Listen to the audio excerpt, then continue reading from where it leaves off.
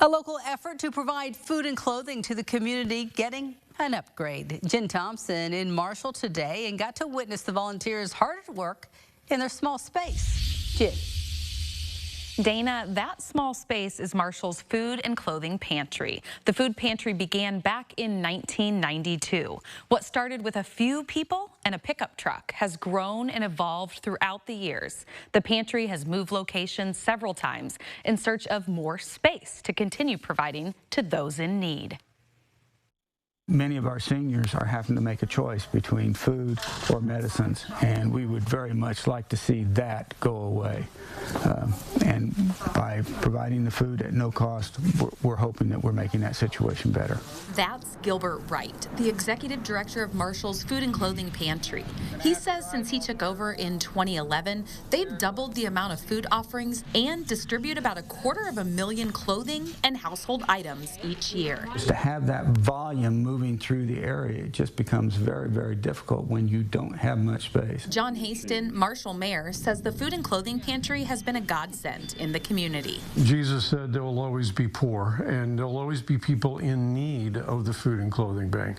And so we need to provide that. With the help of the City of Marshall, extra space comes from the construction of a new handicap accessible facility. The city has property. How can we make it useful for everyone?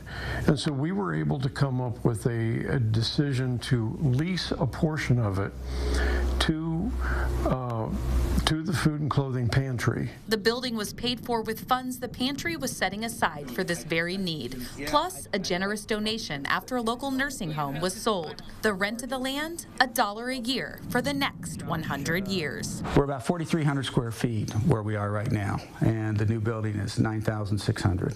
So we'll be 2¼ times the size of what we are right now. To step in and help and let them do what they do the best, because we as a city can't do all those things. In addition to the on-site clothing store and food pantry, the organization also provides small scholarships to Marshall graduates, clothing donations to the elementary schools, as well as for inmates getting out of the Robinson Correctional Facility. And with the increased square footage, Wright says, we are always looking for ways that we can support the community. It's more than just the people who benefit from the food and the clothing.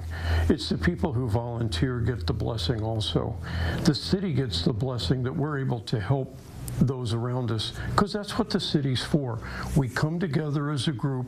We make Marshall a place that is unique in many ways, but it is also providing for the ones who live here a better opportunity for life.